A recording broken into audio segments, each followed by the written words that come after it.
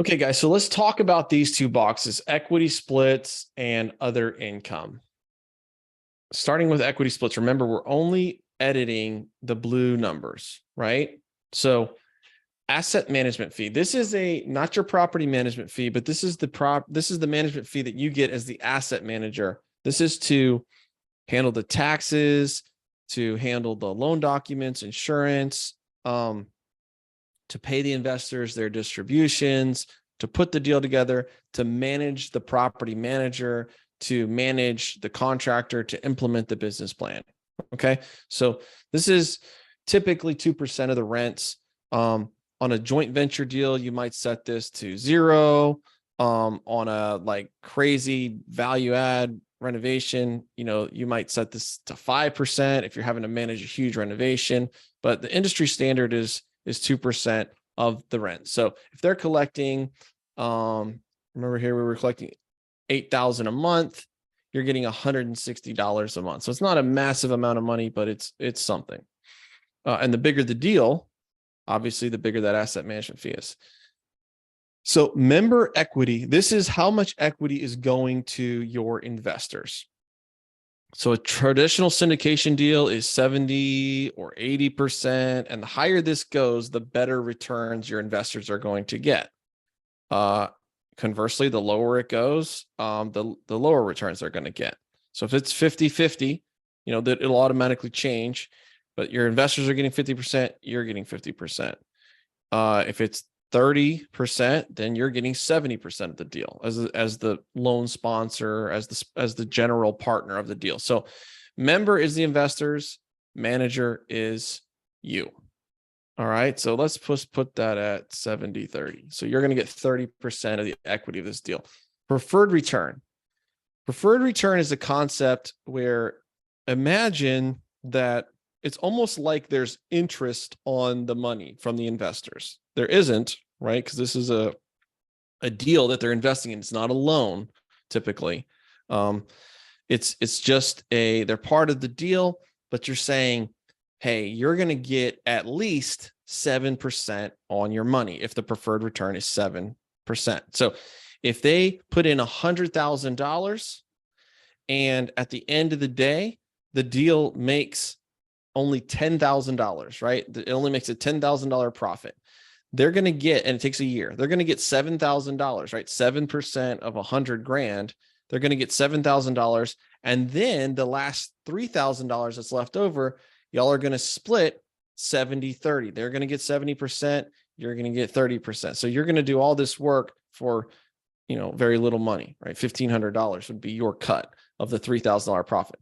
So the higher this preferred return, the better it is for the investor. Okay. So if they have a higher preferred return, maybe you don't have to give them as much equity.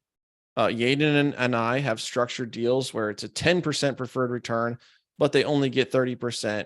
And it ends up that they get more because that preferred return gets paid first. So if you raise $1 million, like a $4 million deal, $3 million in debt, $1 million in equity from your investors, $1 million in cash, you're paying $100,000 a year in preferred return to the investors before you make any money at all as the syndicator.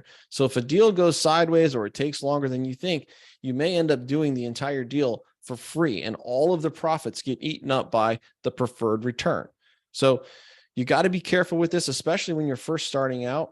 I kind of recommend finding a deal where you can just do a straight up split, 70 to them, 30 to you, 50-50, depending on how good the deal is, and no preferred return. But investors obviously like a preferred return. It's going to make it easier for you to raise capital. And now this is also important. Let's say the preferred return is 7% and you don't make enough money on the sale to even cover the preferred return, right? You only make enough where they put in $100,000 and their cut of the profits is only $5,000, right? And they were promised a 7% preferred return. You don't owe them the other $2,000, right? Because they rolled the dice with you. They took the risk with you, but you don't get paid anything. All of the money goes to the preferred return before the split. So it's kind of like a waterfall or a hurdle. You have to jump over that 7%, pay that out to them first, then you can split up the profits. And if you don't cover that preferred return, then there is none. Now, if there's a shortfall or if you lose money by the operating agreement, you don't owe them money, right? They invested with you and you lost money. Now that's going to be pretty damaging for your reputation and not a good way to go. So this is why you got to be very careful, have multiple exit plans, and know your underwriting really, really well. And then capital transaction fee. This is if you refinanced it, you would get 2% of the loan amount as a fee paid to you. If you sold it, you get 2% of the sale proceeds. So a lot of times this is zero. Sometimes it's 1 or 2%, especially if the investors are getting a large portion of the equity. You still have to get paid and want to get paid as the operator. Okay. Going over into the other income, right? So utility bill backs. Maybe the guy doesn't bill his clients for water, right? He's paying the water bill. And most of the time in apartment deals, it's one water bill. Now, if it's already all sub-metered, everyone has their own water bill, their own power bill, their own gas meter, they're paying their own trash, then you don't got to worry about it. But a lot of times you're paying for that and you can be reimbursed for it. So you can do a utility bill back RUBS, which is like you're measuring the water and you're billing them pro rata. Or you can just charge them a flat fee. Let's just say, you know, that the water bill is usually $40 a month. So you're just going to charge them $40 a month. And you can recoup some of your expenses on that utility bill back. Okay. So you're never going to collect 100%.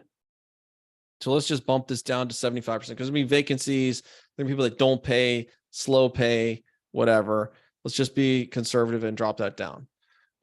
Pet fees. Now, this is also contingent on the type of property it is. The higher end the property, typically there's more contingency of pets.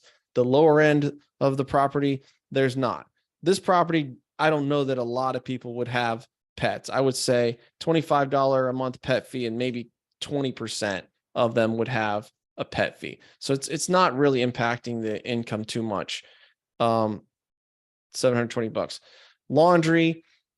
I used to get excited about laundry, and I'll tell you guys, by the time you fix these machines, pay the water, like they don't make a whole lot of money. I would not be basing your pro forma on getting laundry income.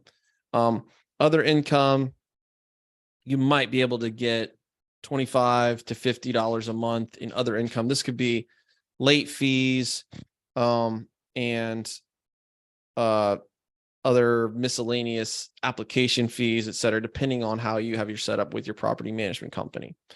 Okay, so we got a little bit of other income in here, and it's adding up to about a month's worth of rent. So it is, you know, significant, and we want to get that right. And the further you dig in those financials, you'll be able to see what the other income is. Okay, so this covers the equity splits and other income.